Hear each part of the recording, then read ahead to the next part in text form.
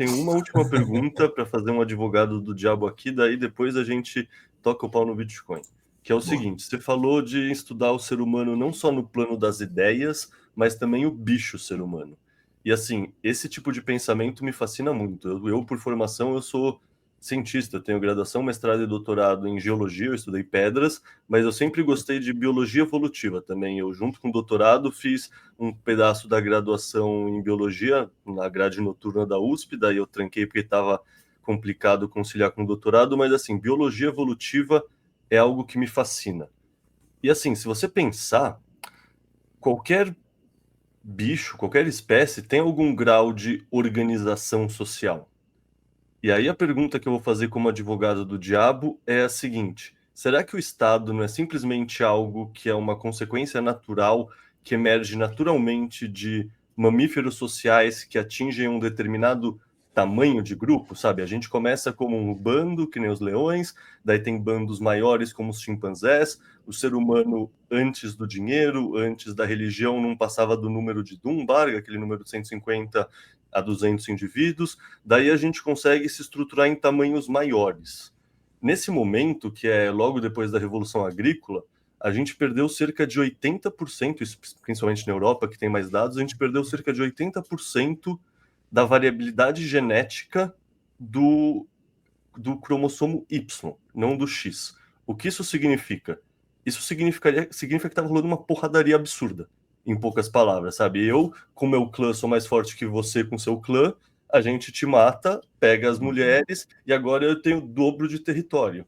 Então, assim, naturalmente, me parece que em algum momento, quando você centraliza a produção de comida, você cria um excedente e criando esse excedente você contrata um exército. E aí pode ser uns milicianos que são segurança privada e não o governo que é segurança pública. Mas ao longo do tempo, essa estrutura privada que tem a segurança privada e etc., alguém que nasceu lá dentro sem ter optado em morar nesse condomínio e começa, sabe, tipo, ao longo do tempo as coisas morfam. Acho que você Uhum. entendeu o que eu quero dizer. Sim. Isso me faz pensar, e eu, de novo, assim, eu não tenho uma bagagem minimamente comparativa à sua de estudo de liberdade, libertarianismo, Hayek, Mises, nenhum desses autores eu estudei profundamente. Mas eu fico nessa, sabe, nessa percepção que talvez assim, eu adoro o libertarianismo como uma utopia que para mim é um horizonte muito mais bonito para a gente perseguir do que a utopia do horizonte do socialismo. Mas como horizonte a gente persegue, persegue, persegue e ele se afasta, se afasta, se afasta. A gente nunca de fato chega no horizonte. Uhum. Falei alguma cagada? O que você acha disso? Pô, concordo 100%. Eu acho que o socialismo, ele é também parte da natureza humana, que é a vontade de viver às custas dos outros. E além disso, né, renda passiva. E além disso, acho que o Estado é natural, sim. As pessoas, elas gostam do Estado. Né? Então, olha a quantidade de coisa que tu tem que estudar para chegar à conclusão de que, na verdade, o Estado joga contra a civilização. Precisa bastante bagagem, né, de estudos. E isso não é para qualquer um.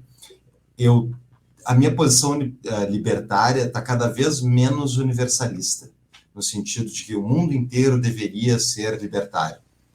Acho que tem muita gente que gosta do Estado, e se tu fosse eleito com tipo o Milei foi eleito não para acabar com o Estado, foi para reduzir o Estado. Se ele tentasse acabar com o Estado, eu acho que seria uma fraude, mas seria incoerente e errado, né, porque as pessoas não votaram nele para isso. Elas não deram esse mandato para eles.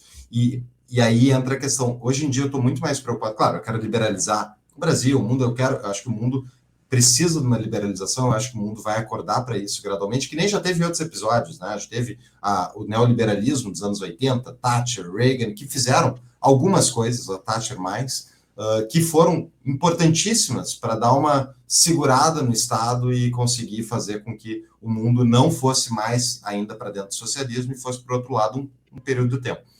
Eu acho que a gente está prestes a ver isso começar a acontecer de novo mundo afora, mas não vai ser o libertarianismo, não vai nem ser o liberalismo, não vai ser o Estado reduzir de 40% do que ele cobra da gente para 10%. Eu não acho que vai acontecer isso, é porque as pessoas não querem. E daí entra o ponto que eu acho do libertarianismo. Hoje eu tenho mais uma preocupação de poder construir uma cidade privada e essa sociedade privada ter a sua própria autonomia, ter a sua própria jurisdição e fazer, de fato, um contrato social assinável, que o cara assina as regras e vai morar lá, e a corporação, enfim, vai dar as regras e tu assina, se não quiser, não vai.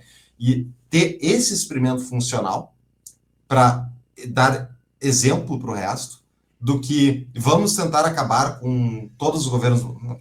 Não acho que será possível, nem se o Bitcoin se tornar tudo que a gente, pelo menos que eu enxergo que o Bitcoin pode se tornar, como moeda global tal, ele não acabaria com a capacidade do Estado de cobrar impostos diretos sobre as pessoas, né, de botar a arma, a coerção em cima do indivíduo. Então, eu não acho que a gente necessariamente vai rumar para o libertarianismo. Mas, dentro do pêndulo entre liberdade e autoritarismo, acho que a gente está prestes a dar uma voltada para o pêndulo da liberdade. Mas o drama do libertarianismo, das ideias da liberdade como um todo, é que tu tem que continuamente ensinar as novas gerações da importância daquelas ideias. E as novas gerações, por óbvio, não sabem. Elas assim estão vindo ao mundo, então elas têm que aprender aquilo. Então tu tem que ter primeiro uma sociedade anterior que chegou àquela conclusão, de forma geral, que muitas pessoas chegaram, que elas conseguiram transmitir isso para os filhos com qualidade, que os filhos comungam dos mesmos valores e, portanto, aquilo consegue se manter. Um exemplo disso é os Estados Unidos. Os Estados Unidos começou uma pegada muito libertária e hoje virou literalmente o maior estado do mundo, é os Estados Unidos. Claro, né, quando a maior economia do mundo, o parasita cresce junto, né, mas eu vejo muito mais como uma questão das ideias, e as ideias têm que estar continuamente sendo ensinadas. Por outro lado, que traz otimismo, Caio, é o ChatGPT, inteligência artificial, cara, ele é uma chance até para países que nem o Brasil de, sabe, de se revolucionar. Porque o nosso drama de baixa produtividade e tal, hoje ele é facilmente resolvível. É só o cara pesquisar o que ele está fazendo no ChatGPT, né? E para a média da população, mesmo quando der a resposta errada, vai ser melhor do que a resposta que o cara tem na cabeça. Então, dá para dar uma melhorada, eu acho, na produtividade geral. Tá? O problema é assumir que eles não são analfabetos funcionais, né? Eles concordam muito contigo, né? E eles erram bastante. É por isso que tem que ter o pensamento crítico para conseguir avaliar. Mas dado que a maior parte das pessoas tem um conhecimento bem menor sobre qualquer assunto que aquilo ali vai mostrar, já dá uma melhorada. Meu problema não é com a inteligência artificial, meu problema é o ser humano utilizando não vai ter capacidade de fazer perguntas para obter respostas, em média, o brasileiro médio. Pode ser, mas eu acho que ele vai... Isso é uma questão de acesso tecnológico. Eu acho que as pessoas aprenderam a usar celulares, aprenderam a usar várias tecnologias, eu acho que elas conseguem aprender isso. Tem um exemplo disso, que é o do Zimbábue, quando acabou a moeda, o dólar do Zimbábue, né, aquela nota famosa, acho que era $1 trilhão do Zimbábue, o Banco Central desistiu de produzir moeda. Eles desistiram, não parava de imprimir moeda, estragou, o pessoal parou de usar, e daí se estabeleceu uma liberdade monetária, meio a fórceps, onde o pessoal do Zimbábue, que certamente não tem uma formação intelectual elevada, eles começaram a usar 8 moedas no dia a dia, enfim, na sociedade. Então, tinha o franco suíço, o dólar americano, o dólar da África do Sul, tinha o euro e tinham mais algumas que eu não lembro quais são. O que aconteceu? As pessoas naturalmente usavam no seu dia a dia as moedas que perdiam valor mais rapidamente, dólar sul-africano. Então, elas usavam como meio de pagamento aquela moeda que eles sabiam que ia perder valor. E guardavam, entesouravam os dólares americanos, o franco suíço, o euro e tal. E elas faziam isso não com uma formação intelectual, elas faziam isso por necessidade. E elas aprendiam. Então, imagina o pessoal do Zimbábue fazendo câmbio ao ir fazer o mercadinho, entendeu?